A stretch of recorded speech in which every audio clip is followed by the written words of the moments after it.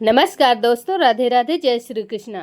सत्यनारायण भगवान की कथा, प्रथम अध्याय। सैनिकाद 88,000 ऋषियों ने श्री सूत जी से पूछा, हे प्रभु, इस कलयुग में वेद विद्या रहित मनुष्यों को प्रभु भक्ति किस प्रकार मिल सकती है तथा उनका उद्धार कैसे होगा? ये मुनि श्रेष्ठ, कोई ऐसा तप बताइए जिससे थोड़े समय में ही पुण्य मिल सके और मनवांछित फल मिल जाए। इस प्रकार की कथा सुनने की हम इच्छा रखते हैं। सर्वशास्त्रों के ज्ञाता सूत जी बोले, हे वैष्णव, मैं पूज्य आप सभी ने प्राणियों के हित की बात पूछी है, इसलिए मैं एक ऐसे श्रेष्ठ व्रत को आप लोगों को बताऊंगा जिसे नारद जी ने लक्ष्मी जी से पूछा था और लक्ष्मीपति ने मुनि श्रेष्ठ नारद जी से कहा था। आप सब इसे ध्यान से सुनिए। एक समय की बात है, योगी राज नारद जी दूसरों के हित की इच्छा के लिए अनेकों लोकों में घूमते हुए मृत्युलोक में आ पहुँचे। यहाँ उन्होंने अनेक योनियों में जन्मे प्रायः सभी मनुष्यों को अपने कर्मों द्वारा अनेकों दुखों से पीड़ित देखा। उनका दुख देख नारद जी सोचने लगे कि कैसा यत्न किया जाए जिसके करने से निश्चित रूप से मानव के दुखों का अंत हो जाए। इसी विचार पर मनन करते हुए वह विष्णु लोक में गए। वहाँ वह देवों के ईश भगवान नारायण की स्तुति करने लगे, जिनके हाथों में शंख चक्र गदा और पद्य थे, गले में वरमाला पहने हुए थे। स्तुति करते हुए नारद जी बोले, हे भगवान, आप अत्यंत शक्ति से संपन्न हैं। मन तथा वाणी भी आपको नहीं पा सकती है। आपका आदि मध्य तथा अंत नहीं है। निर्गुण स्वरूप सृष्टि के कारण भक्तों के दुख को दूर करने वाले आपको मेरा नमस्कार है। नारद जी की स्तुति सुन विष्णु भगवान बोले, हे मुनिश्रेष्ठ, आपके मन में क्या बात है? आप किस काम के लिए पधारे हैं, उसे निसंकोच कहो। इस पर नारद जी बोले कि मृत्युलोक में अनेक योनियों में जन्मे मनुष्य अपने कर्मों के द्वारा अनेकों दुख से दुखी हो रहे हैं। हे नाथ, आप मुझ पर दया रखते हैं तो बताइए कि वो मनुष्य थोड़े समय या प्रयास से ही अपने दुखों से कैसे छुटकारा पा सकें। श्री हरि बोले, हे नारद, मनुष्यों की भलाई के लिए तुमने बहुत अच्छी बात पूछी है, जिसके करने से मनुष्य मोह से छुटकारा पा सकता है। यह बात मैं कहता हूँ, उसे सुनो। स्वर्णलोक व मित्रलोक दोनों में एक दुर्लभ उत्तम व्रत है जो पुण्य देने वाला है। आज प्रेमवश होकर मैं उसे तुमसे कहता हूँ। श्री सत्यनारायण भगवान का यह व्रत अच्छी तरह ध्यान पूर्वक करके मनुष्य तुरंत ही यहाँ सुख भोग कर मरने पर मोक्ष पा सकता है। श्री हरि के वचन सुन नारद जी बोले कि उस व्रत का फल क्या है और उसका विधान क्या है? यह व्रत किसने किया था? इस व्रत को किस दिन करना चाहिए? सभी कुछ विस्तार से बताइए। श्री नारद जी की बात सुनकर श्री हरि बोले, दुख व शोक को दूर करने वाला यह व्रत सभी स्थानों पर विजय दिलाने वाला है। मानव को भक्ति व श्रद्धा के साथ शाम को श्री सत्यनारायण की पूजा धर्म परायण होकर ब्राह्मणों व बंधुओं के साथ करनी चाहिए। भक्ति भाव से ही नैवेद्य केले का फल, घी, दूध और गेहूं का आटा सवाया ले। गेहूं के स्थान पर साठी का आटा, शक्कर तथा गुड़ लेकर वह सभी भक्षण योग्य पदार्थों को मिलाकर भगवान का भोग लगाएं। ब्राह्मणों सहित बंधु बांधवों को भी भोजन कराएं। इसके बाद स्वयं भोजन करें। भजन कीर्तन के साथ भगवान की भक्ति में लीन हो जाएं। इस तरह से सत्यनारायण भगवान का यह व्रत करने पर मनुष्य की सारी इच्छाएं निश्चित रूप से पूरी होती हैं। इस काल अर्थात कलयुग में मृत्युलोक में मोक्ष का यही एक सरल उपाय बताया गया है। इति श्री सत्यनारायण व्रत कथा का प्रथम अध्याय संपूर्ण। श्रीमन्नारायण नारायण नारायण भज मन नारायण नारायण नारायण। श्री सत्यनारायण भगवान की जय हो। श्री सत्यनारायण कथा द्वितीय अध्याय। सूत जी बोले, हे ऋषियों, जिसने पहले समय में इस व्रत को किया था उसका इतिहास कहता हूँ, ध्यान से सुनो। सुंदर काशीपुरी नगरी में एक अत्यंत निर्धन ब्राह्मण रहता था। भूख प्यास से परेशान वह धरती पर घूमता रहता था। ब्राह्मणों से प्रेम करने वाले भगवान ने एक दिन ब्राह्मण का वेश धारण कर उसके पास जाकर पूछा, हे विप्र, नित्य दुखी होकर तुम पृथ्वी पर क्यों घूमते हो? दीन ब्राह्मण बोला, मैं निर्धन ब्राह्मण हूँ, भिक्षा के लिए धरती पर घूमता हूँ। हे भगवान, यदि आप इसका कोई उपाय जानते हैं तो बताइए। वृद्ध ब्राह्मण कहता है कि श्री सत्यनारायण भगवान मनोवांछित फल देने वाले हैं, इसलिए तुम उनका पूजन करो। इसे करने से मनुष्य सभी दुखों से मुक्ति हो जाता है। वृद्ध ब्राह्मण बनकर आए सत्यनारायण भगवान उस निर्धन ब्राह्मण को व्रत का सारा विधान बताकर अंतर ध्यान हो गए। ब्राह्मण मन ही मन सोचने लगा कि जिस व्रत को वृद्ध ब्राह्मण करने को कह गया है उसे जरूर करूँगा। यह निश्चित करने के बाद उसे रात में नींद नहीं आई। वह सवेरे उठकर सत्यनारायण भगवान के व्रत का निश्चय कर भिक्षा के लिए चला गया। उस दिन निर्धन ब्राह्मण को भिक्षा में बहुत धन मिला, जिससे उसने बंधु बांधवों के साथ मिलकर श्री सत्यनारायण भगवान का व्रत संपन्न किया। भगवान सत्यनारायण का व्रत संपन्न करने के बाद वह निर्धन ब्राह्मण सभी दुखों से छूट गया और अनेक प्रकार की संपत्तियों से युक्त हो गया। उसी समय से यह ब्राह्मण हर माह इस व्रत को करने लगा। इस तरह से सत्यनारायण भगवान के व्रत को जो मनुष्य करेगा वह सभी प्रकार के पापों से छुटकारा मोक्ष को प्राप्त होगा। जो मनुष्य इस व्रत को करेगा वह भी सभी दुखों से मुक्त हो जाएगा। सूत जी बोले कि इस तरह से नारद जी ने नारायण जी का कहा हुआ श्री सत्यनारायण व्रत को मैंने तुमसे कहा है। हे विप्रो, मैं अब और क्या कहूँ? ऋषि बोले, हे मुनिवर, संसार में उस विप्र से सुनकर और किस किस ने इस व्रत को किया है, हम सब इस बात को सुनना चाहते हैं। इसके लिए हमारे मन में श्रद्धा का भाव है। सूत जी बोले, हे मुनियों, जिस जिसने इस व्रत को किया है वह सब सुनो। एक समय वही विप्र धन व ऐश्वर्य के अनुसार अपने बंधु बांधवों के साथ इस व्रत को करने के लिए तैयार हुआ। उसी समय एक लकड़ी बेचने वाला बूढ़ा आदमी आया और लकड़ियां बाहर रखकर अंदर ब्राह्मण के घर में गया। प्यास से दुखी वह लकड़हारा उनको व्रत करते देख विप्र को नमस्कार कर पूछने लगा कि आप यह क्या कर रहे हैं तथा इसे करने से क्या फल मिलेगा, कृपया मुझे भी बताएं। ब्राह्मण ने कहा कि सब मनोकामनाओं को पूरा करने वाला यह सत्यनारायण भगवान का व्रत है। इनकी कृपा से ही मेरे घर में धन धान्य आदि की वृद्धि हुई है। विप्र से सत्यनारायण व्रत के बारे में जानकर लकड़हारा बहुत प्रसन्न हुआ। चरणामृत लेकर वह प्रसाद खाने के बाद वह अपने घर गया। लकड़हारे ने अपने मन में संकल्प किया कि आज लकड़ी बेचने से जो धन मिलेगा उसी से सत्यनारायण भगवान का उत्तम व्रत करूंगा। मन में इस विचार को लेकर बूढ़ा आदमी सिर पर लकड़ी रखकर नगर में बेचने गया, जहां धनी लोग ज़्यादा रहते थे। उस नगर में उसे अपनी लकड़ियों का दाम पहले से 4 गुना अधिक मिलता है। बूढ़ा प्रसन्नता के साथ दाम लेकर केले, शक्कर, घी, दूध, दही और गेहूं का आटा ले और सत्यनारायण भगवान के व्रत की अन्य सामग्रियां लेकर अपने घर गया। वहां उसने अपने बंधु बांधवों को बुलाकर विधि विधान से सत्यनारायण भगवान का पूजन और व्रत किया। इस व्रत के प्रभाव से वह बूढ़ा लकड़हारा धन पुत्र आदि से युक्त होकर संसार के समस्त सुख भोग अंतकाल में वैकुंठ धाम चला गया। इति श्री सत्यनारायण व्रत कथा का 2वां अध्याय समाप्त। श्रीमन्नारायण नारायण नारायण भज मन नारायण नारायण नारायण।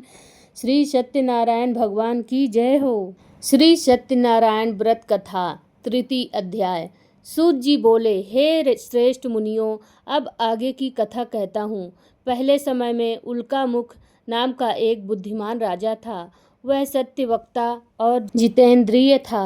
प्रतिदिन देव स्थानों पर जाता और निर्धनों को धन देकर उसके कष्ट दूर करता था। उसकी पत्नी कमल के समान मुख वाली तथा सती साध्वी थी। भद्रशिला नदी के तट पर उन दोनों ने श्री सत्यनारायण भगवान का व्रत किया।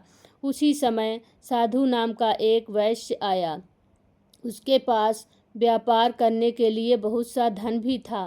राजा को व्रत करते देखकर वह विनय के साथ पूछने लगा, हे राजन, भक्तिभाव से पूर्ण होकर आप यह क्या कर रहे हैं?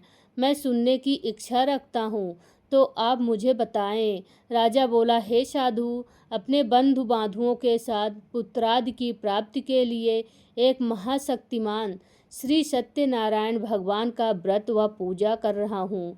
राजा के वचन सुन साधु आदर से बोला, हे राजन, मुझे इस व्रत का सारा विधान कहिए। आपके कथनानुसार मैं भी इस व्रत को करूँगा।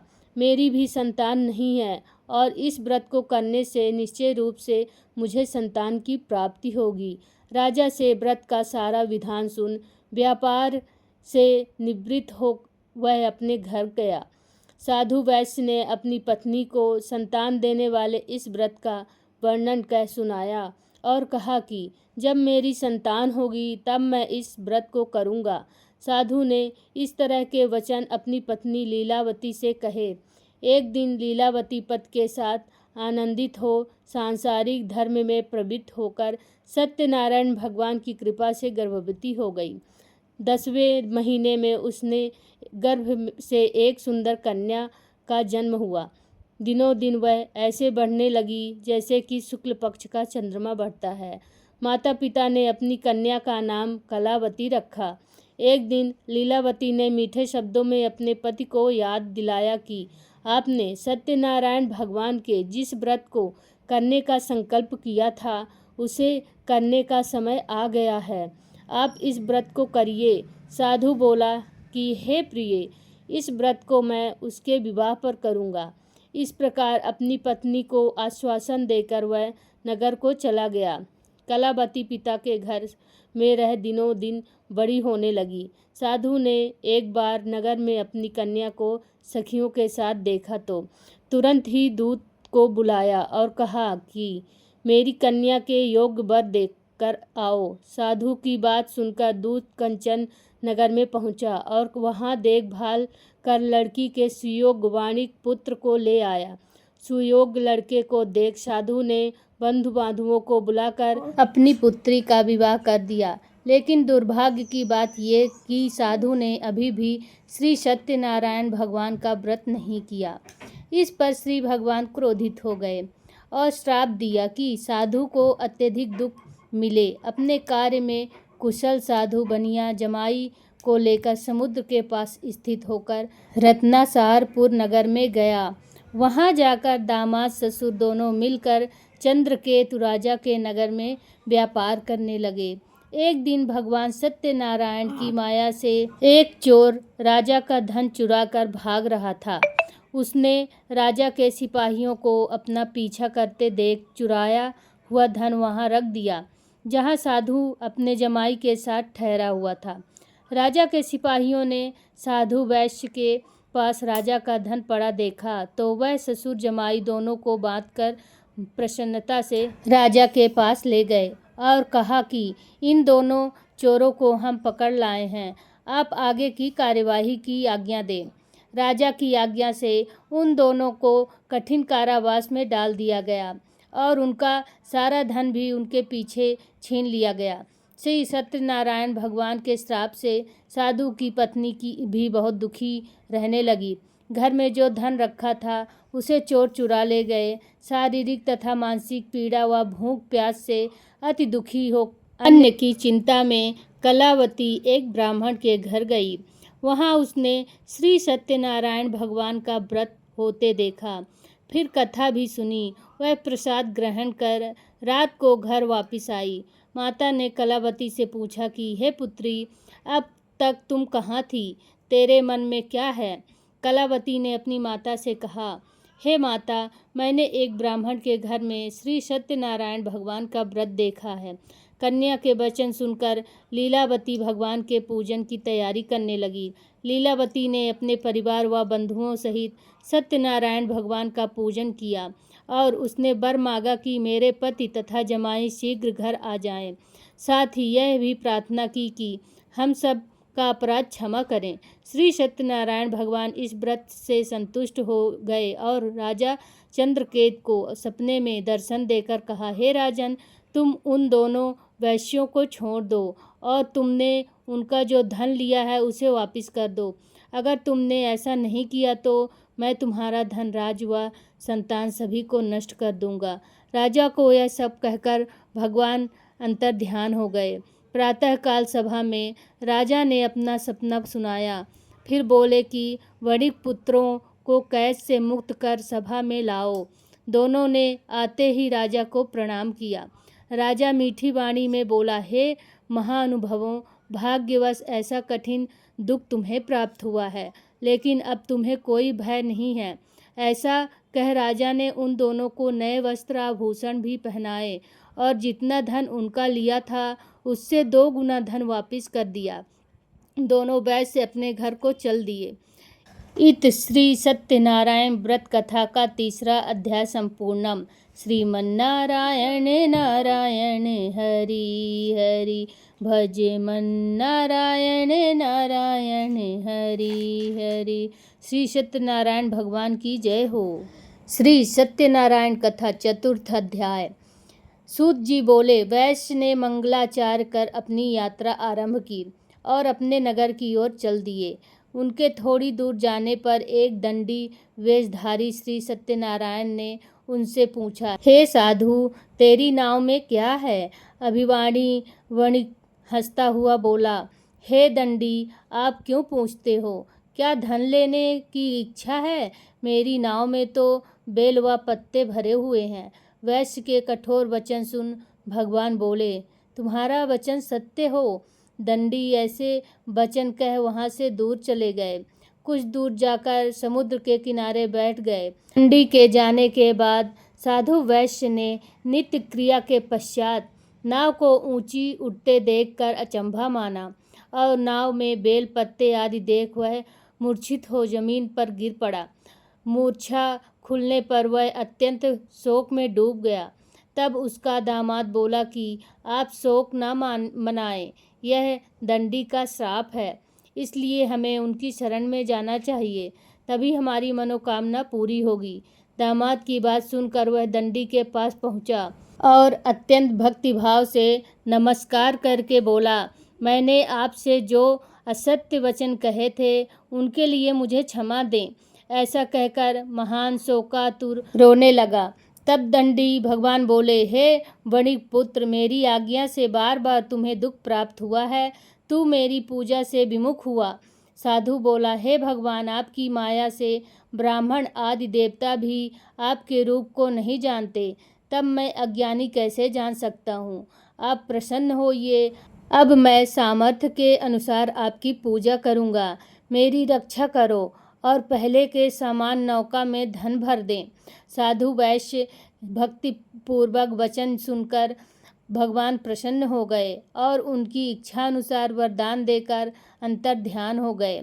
ससुर जमाई जब नाव पर आए तो नाव धन से भरी हुई थी। फिर वहीं अपने अन्य साथियों के साथ सत्यनारायण भगवान का पूजन कर अपने नगर को चल दिए। जब नगर के नज़दीक पहुँचे तो दूत को घर पर खबर करने के लिए भेजा। दूत साधु की पत्नी को प्रणाम कर कहता है कि मालिक अपने दामाद सहित नगर के निकट आ गए हैं। दूत की बात सुन साधु की पत्नी लीलावती ने बड़े हर्ष के साथ सत्यनारायण भगवान का पूजन कर अपनी पुत्री कलावती से कहा कि मैं अपने पति के दर्शन को जाती हूँ, तू कार्य पूर्ण कर शीघ्र आना। माता के ऐसे वचन सुन कलावती जल्दी में प्रसाद छोड़ अपने पति के पास चली गई। प्रसाद के अवज्ञा के कारण श्री सत्यनारायण भगवान रुष्ट हो गए और नाव सहित उनके पति को पानी में डुबो दिया। कलावती अपने पति को वहां न पाकर रोती हुई जमीन पर गिर गई। नौका को डूबता हुआ देख व कन्या को रोता देख साधु दुखी होकर बोला कि हे प्रभु, इससे तथा मेरे परिवार से जो भूल हुई है उसे क्षमा करें। साधु के दीन वचन सुनकर श्री सत्यनारायण भगवान प्रसन्न हो गए और आकाशवाणी हुई, हे साधु, तेरी कन्या मेरे प्रसाद को छोड़कर आई है, इसलिए उसका पति अदृश्य हो गया है। यदि वह घर जाकर प्रसाद खाकर लौटती है तो इसे इसका पति अवश्य मिलेगा। ऐसी आकाशवाणी सुन कलावती घर पहुंचकर प्रसाद ग्रहण करती है और फिर आकर अपने पति के दर्शन करती है। इसके बाद साधु अपने बंधुओं के साथ श्री सत्यनारायण भगवान का विधि विधान से पूजन करता है तथा इस लोक में सुख भोग वह अंत में स्वर्ग को जाता है। इत श्री सत्यनारायण व्रत कथा चतुर्थ अध्याय संपूर्णम। श्रीमन्नारायण नारायण हरि हरि भजमन्नारायण नारायण हरि हरि। श्री सत्यनारायण भगवान की जय हो। श्री सत्यनारायण कथा पंचम अध्याय। सूत जी बोले, हे ऋषियों, मैं एक और भी कथा सुनाता हूँ, उसे भी ध्यानपूर्वक सुनो। प्रजापाल में लीन तुंगध्वज नाम का एक राजा था। उसने भी भगवान का प्रसाद त्याग कर बहुत ही दुख सहन किया। एक बार वन में जाकर वन्य पशुओं को मारकर वह बड़ के पेड़ के नीचे आया। वहां उसने ग्वालों को भक्तिभाव से अपने बंधुओं सहित सत्यनारायण भगवान का पूजन करते देखा। अभिमानवश राजा ने उन्हें देखकर भी पूजा स्थान में नहीं गया और न ही उसने भगवान को नमस्कार किया। ग्वालों ने राजा को प्रसाद दिया, लेकिन उसने वह प्रसाद नहीं खाया और प्रसाद को वहीं छोड़ वह अपने नगर को चला गया। जब वह नगर में पहुंचा तो वहां सब कुछ तहस नहस हुआ पाया तो वह शीघ्र ही समझ गया कि यह सब भगवान ने ही किया है। वह दोबारा ग्वालों के पास पहुंचा और विधि पूर्वक पूजा करके प्रसाद खाया तो श्री सत्यनारायण भगवान की कृपा से सब कुछ पहले जैसा हो गया। दीर्घ काल तक सुख भोगने के बाद मरणोपरांत उसे स्वर्गलोक की प्राप्ति हुई। जो मनुष्य परम दुर्लभ इस व्रत को करेगा तो भगवान सत्यनारायण की अनुकंपा से उसे धन धान्य की प्राप्ति होगी। निर्धन धनी हो जाता है और भय मुक्त हो जाता है। संतानहीन मनुष्य को संतान की सुख मिलती है और सारे मनोरथ पूर्ण होने पर मानव अंतकाल में वैकुंठ धाम को जाता है। सूत जी बोले, जिन्होंने पहले इस व्रत को किया है, अब उनके दूसरे जन्म की कथा करता हूँ। वृद्ध सतानंद ब्राह्मण ने सुदामा का जन्म लेकर मोक्ष की प्राप्ति की है।